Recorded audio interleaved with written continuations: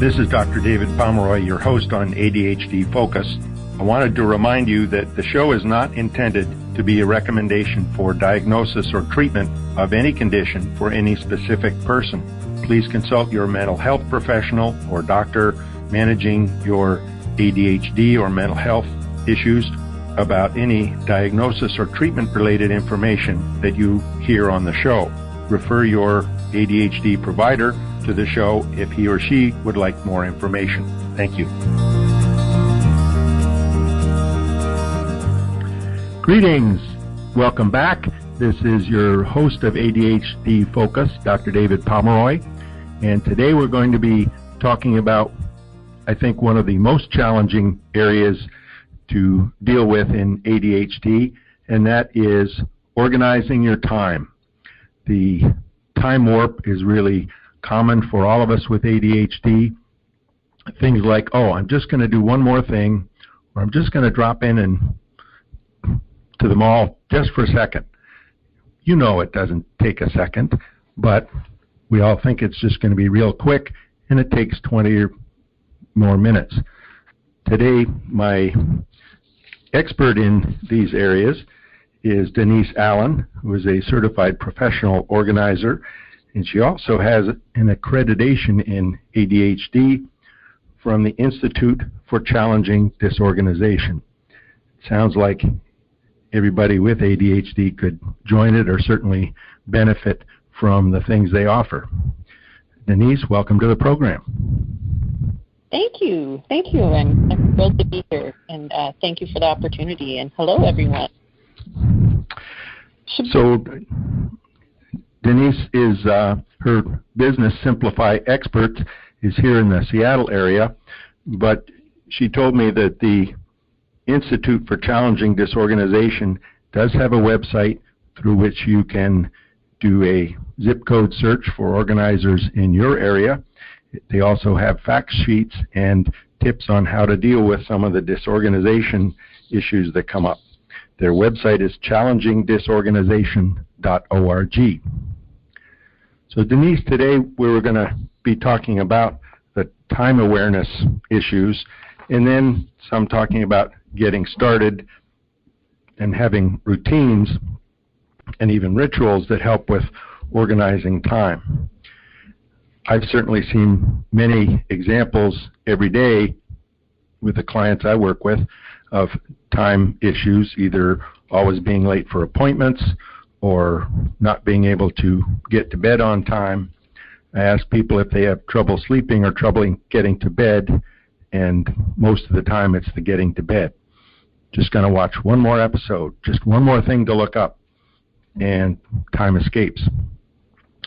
So check one more email. Yes, look on Facebook just one quick time before bed, and all of a sudden time has escaped, and it's multiple hours later. Yes, it's a struggle.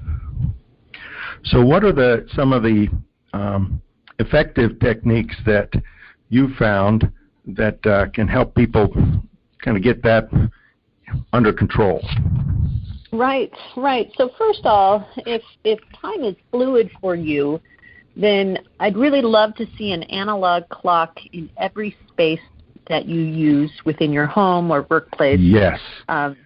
So digital clocks, the time just appears, and there isn't, you're not drawn to that. I mean, it's just somewhat shocking.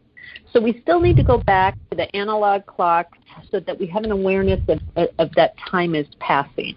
And I think it definitely gives people the visual, which is so important with ADD. You can see, oh, wait a second, there's only 10 more minutes till the hand gets up to 10. I've got to get moving.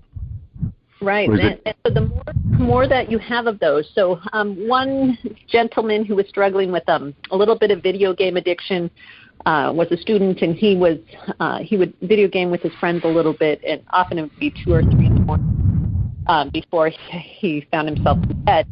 So we put a clock just kind of up left of his television screen.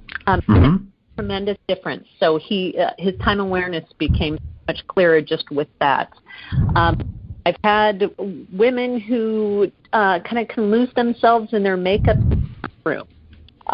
So we have a big clock there, and sometimes it's great to even buy those really big Post-it notes and put it up next to the clock that says, 7:43. If I'm going to make my bus to work on time, I need to be out of this bathroom by 7:43.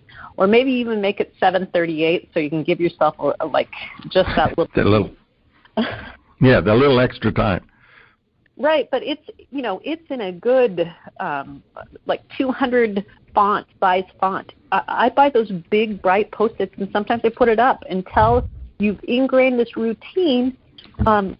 You might struggle a little bit, so that's great. So get these clocks up, but you're also going to need some 9-volt batteries too, or AA's, whatever. So when you're buying clocks, buy some extra batteries, because if they're not working, the system's broken.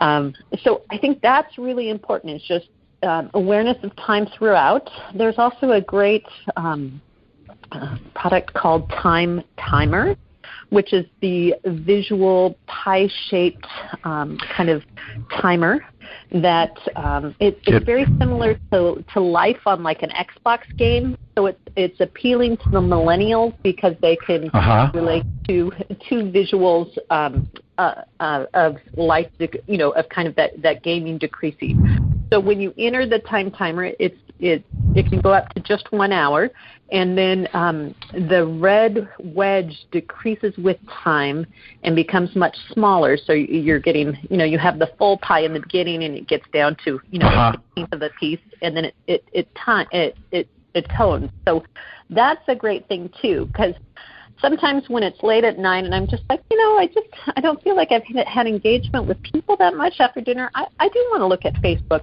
but I'll flip my time timer to 15 minutes. And really, 15 minutes of Facebook, that gives you a very diverse test.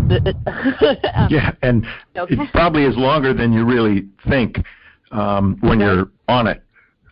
So you don't need a full hour. Right, so that gives me the limit. And then, so my husband's training for a marathon. He rises early. I'd like to stick to his schedule. It's just our house runs better if we're both kind of up. Our house is 6 or 6:30, whatever it may be for you. But it's nice to, just respect our couplehood and go to bed at the same time. So I don't want to be up an extra hour because I've been lost on Facebook and tired the next morning. So just using that time timer, and there's also an app for it on your desktop on your computer. So an egg timer is also a great, inexpensive one, but playing with that. And for some people, if they know they have hours to do on the computer, then I use the egg timer or time timer just to take small breaks. Remind them, or tie that to laundry to get some life skills too, to kind of disengage every 40 minutes and stretch my body and maybe throw a load of laundry in, or if it rings 3 times and I need to change the cat box. I mean, it's fun. Yeah, the little games that we have to play to kind of just keep our life skills going. Right, and I think that's an excellent way to blend. Instead of having on the list, okay, I got to do the cat box, I have to empty the dishwasher, I have to do the laundry, putting those in, probably having them specified as to which break you're going to do that, or have 4 of them down there and I get to pick which one. Yeah. And we all love choices. I like the time timer also in terms of, again, that visual going down. You still have to do some mental calculations if you're looking at a clock, but that one is real easy. There's less of the red. I've got to hurry up before it completely goes away. And working backwards too, like that is really smart too. And also I'd like to kind of think about my mornings a little bit. So I still use a task list. You get that little hit when you cross things off. You don't get it as much as when you check a box on an app or you delete something electronically. So I still use a daily task list. That is very, very strong, and so it leaves my desk with me. I pin it onto my dashboard of my car as I'm kind of driving. There's a spot there. I use a frayed edge, so I rip it off a small, not a full-size theme book, so that the frayed edge bothers me, and it means I can find it a lot faster in my purse if I put it in my purse. So that's a good one. So it's a little bit of an irritant, but it also makes it easier for me to find and a good awareness. So there's kind of three components of time management to think about. The first one is energy, because if you don't have energy, it doesn't matter how many tasks you have. Yes. So, and that's self-care, which is so tough. So, I want you to pull just one or two nuggets from this call that you can engage in. So don't try to embrace everything. You can't do that. You need to decide what's valuable here. So the three components of time management: energy, your tasks, and calendaring. So I'd like to touch upon those a little bit. So, so when we want to change things within the ADHD mind, we need to kind of have an awareness of where we're at. So, kind of think about that. Just where is my energy right now? Where am I depleted? And, so can we put kind of the hardest things of the day when I'm more energetic? I just met with a woman this morning who's overwhelmed by her paper, and so that was my question for her. This is a daunting task for you. When are you most energetic? When can I meet you in body W then to help you sort through that? I'm sure there aren't too many of our listeners that have the paper problem, and that's facetious. Oh, no. All of us do. Yeah. If you don't, you may not have ADD. Absolutely. The paper disorganization, you can see it so quickly. Okay, so you get an idea for some energy. So, but if you don't have energy, we can't do anything else. And then there's the number of tasks that you're putting on yourself. So I've come to some of my clients with ADD, and they have 4 or 5 pages of tasks that they want to do. And that, and I know prioritization is a little bit tough, but part of organizing is really getting authentic. And I love Judith Kohlberg and Kathleen Nadau's book of ADD-friendly ways to organize your life. Yeah, that's a good one. I think that's the very best book out there, and a new edition was released this year, which I'm just out at the bookstore. So thrilled. So if there's one organization book to own, it's that one, ADD-friendly ways to organize your life. But they talk about the tasks that an ADD person should have, and that's between 3 or 5. They call it a stubby task list. So you should be able to choose your 5 biggest tasks, your 3 or 5 biggest tasks. They should all fit on one hand. You should be able to kind of name them off. So that's prioritization. So one thing I want to interject here, that many people I find spend an hour in the morning coming up with the task list. So doing that the night before helps you start off with, okay, I know this one I'm going to start with, and it kind of gets you going instead of spinning your wheels making the task list, and then, well, I might as well have another cup of coffee or read the paper, and the time fritters away. Right. So that's a good closure to your evening, is just kind of saying, what's the biggest task I have tomorrow? What would be the things that will make the most impact within those 3 to 5 items that I can do within my day? And then there's going to be some days where 2 tasks are about as much as you can take. And then the other thing is calendaring. So there's different kinds of tasks that you put in your life. There's things that you need to do immediately, and then you also have some short-term and long-term goals that also fall to that. And I think sometimes we only address the immediate, and then all of a sudden it's spring break, and it would have been great to go somewhere with the kids, but I wasn't organized enough to plan something like that. Or I should have called for a roof company 3 3 months ago, and now I'm struggling, and we've got leaky roofs. So there's kind of those short and long-term tasks that also are part of your life, an awareness of.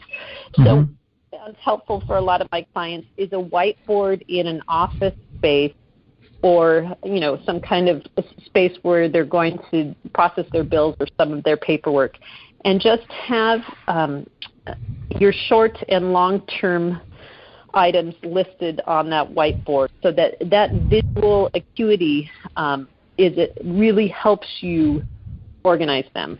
So yeah, definitely having those longer-term goals where you can see them.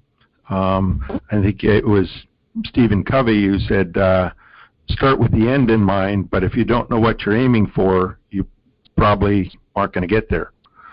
And then another mental part in any given day is what I'm doing right now advancing me to where I want to be. And is spending that extra hour on Facebook doing it? Probably not. Or playing just one more game, or looking at just one more episode of Netflix. And this brings up a couple of things. One of the dangerous times for people with ADD is in the evening, because your medicines probably have worn off. So even having, and this probably gets into what we're talking about later, the routines and rituals, so that you don't fall into that time warp trap. I also wanted to go back for a second and talk about the energy. And it's one thing to realize, yes, I'm more energetic, productive in the morning or early afternoon, but I think in terms of having the reserves there, number one is getting enough sleep. And that gets back around to the getting to bed, etc. And the other is really being aware of what you're eating. Have to have breakfast. There's got to be some protein in there. Right. And even if you need to set an alarm or reminder to have something for lunch, do that. Have a healthy type snack, maybe 3 or 4 o'clock in the afternoon. Handful of almonds or some trail mix, not an extra donut or one of the straight carb processed food things. So that's going to give you the brain fuel through the day, and the sleep is going to give you just that alertness that medicines can't make up for. I think sometimes the energy component is so important, and some of my clients that have some fibromyalgia or some different, that's such a struggle to move into the getting started. So without our energy, we can't accomplish much. But one of the great things that there's a life coach named Casey Dixon who has she has this ADHD trifecta method, which I think is pretty phenomenal. She says when people need to get started on things, we want to bring in kind of 3 elements. One is the item is high interest. We have a looming deadline or disaster kind of affiliated with it, and other people and support. So yes. How to kind of bring these 3, if you can picture a Venn diagram, kind of these 3 circles, and bring them together. And when we can bring these 3 objects of high interest, where your strengths and talents are, some curiosity, some small rewards, and tiny steps. So that's kind of one element there. And then looming deadline and disaster, I know we all understand procrastination a little bit, how exciting that can be. But being able to track some progress, make some challenges, play with our timers and analog clocks, and just maybe even schedule some fake deadlines on things to help motivate. And that's, I think, a oftentimes if us ADHDers set our own deadlines, it's very easy to blow past them and say, oh yeah, well, I'll get to it. Oh, there's plenty of time. But if there's some accountability of calling someone or telling a spouse, telling someone else, I'm going to get this done by this time and I'll call you or text you, whatever. If you don't hear from me within a half an hour, please give me a call or text me.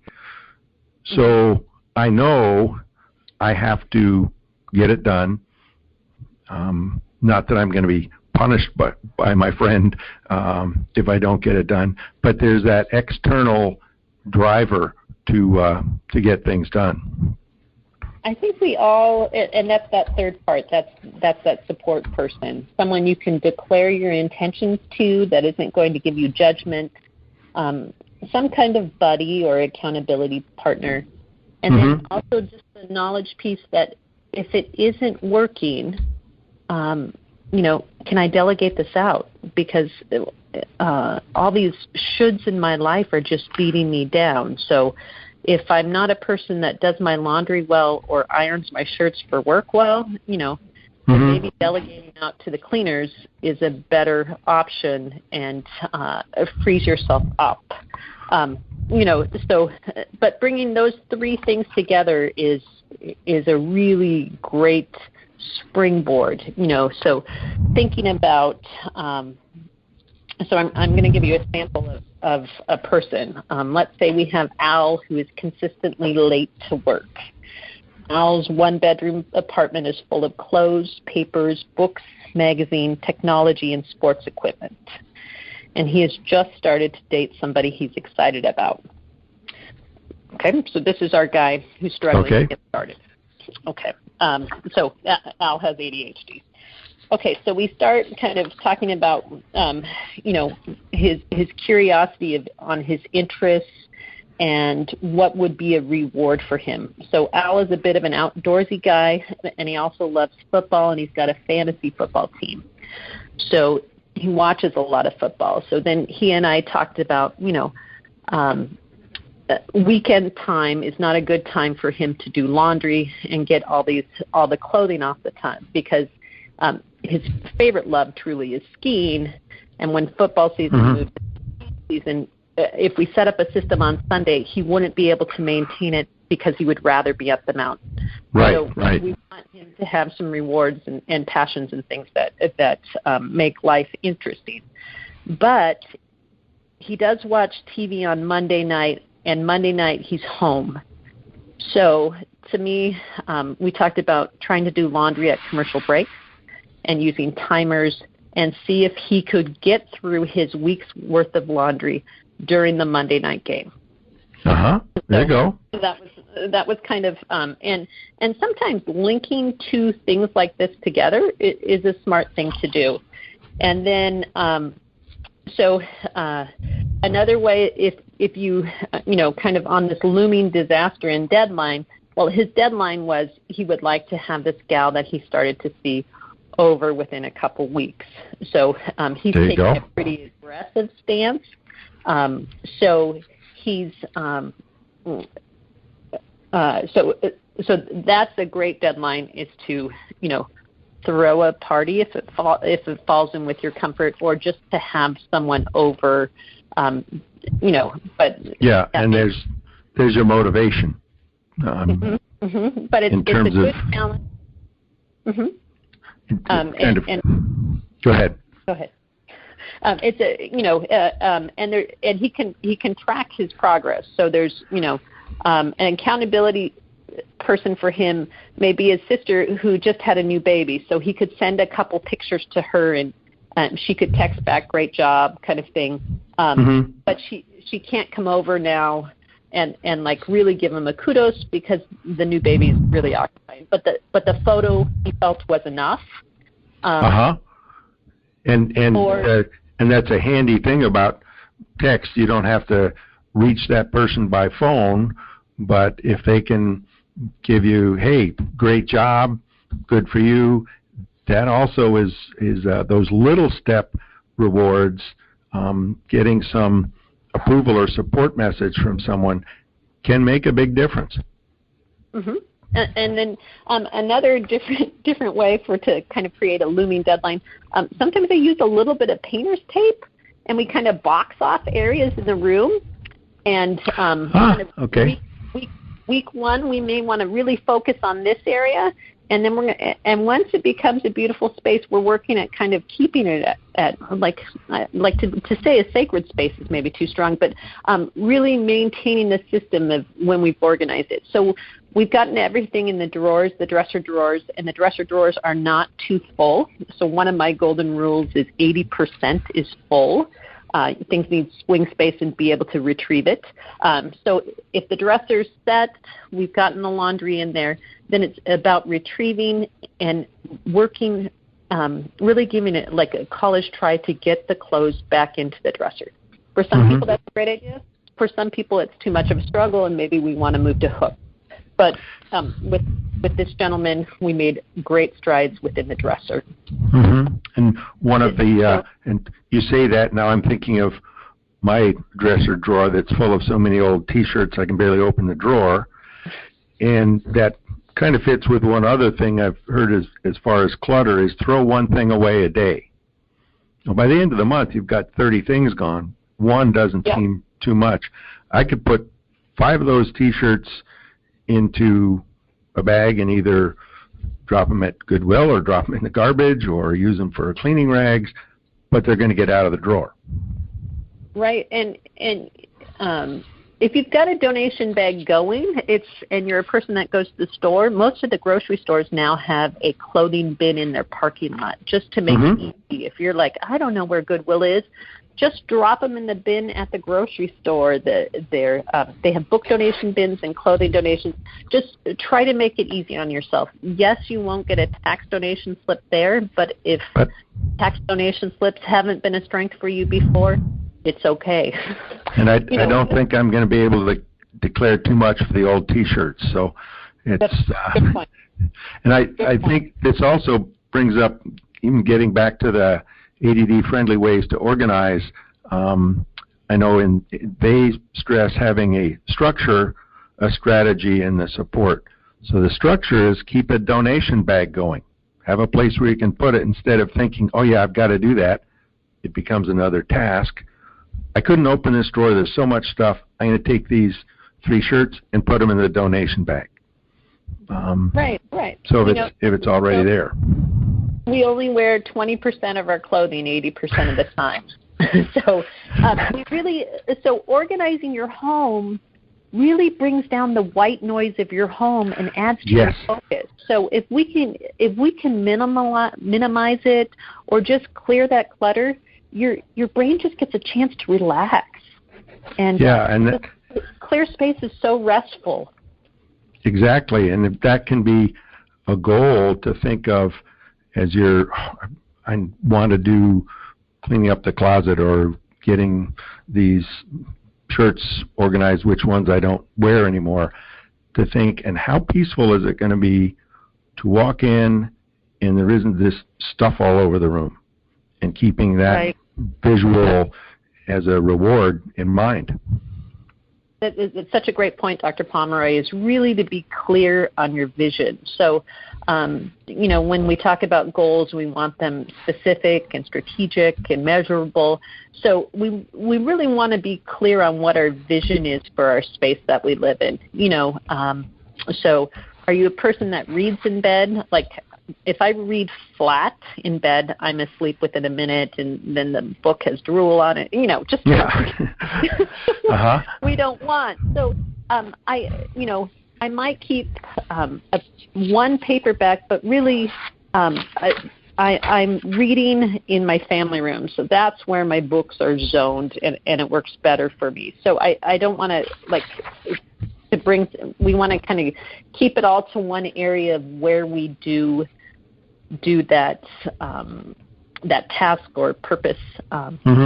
Just kind of thinking about zoning things a little bit. And then I'm always going to come back to really being authentic. So, you talk about how many T-shirts you have, but I want you to think about how often do you wear T-shirts in your week?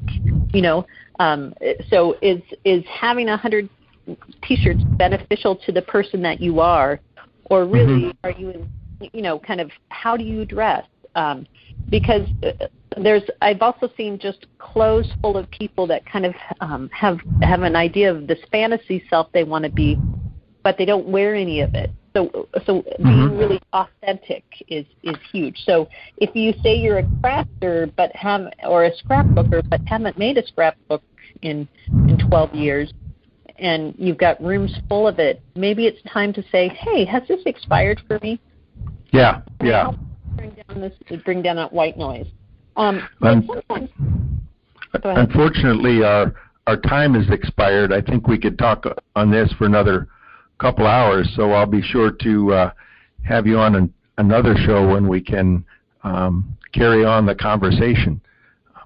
So I do want to give a brief summary here of, I think, some of the key points we talked about. One of them is just awareness, being able to see when do you spend extra time or fritter away time, taking things in small steps, having the energy to do it, have a limited 3 to 5 point task list, and have a calendar that goes out in the future so you can look at the long term. Oh yeah, I was going to take a vacation here. I guess I better figure out where I'm going, maybe get tickets and things like that. Well, Denise, this has been a very helpful discussion. I think there are a lot of takeaways people can get from it, and I certainly appreciate you being on the program. Well, thank you. My pleasure. My guest today has been Denise Allen, who is a certified professional organizer and certainly works with a number of people with ADHD. And one of the resources she gave us for those who aren't in the Seattle area is the Institute for Challenging Disorganization, and their website is challengingdisorganization.org. So thank you for listening. You've been listening to ADHD Focus. This is your host, Dr. David Pomeroy, wishing you well until next time.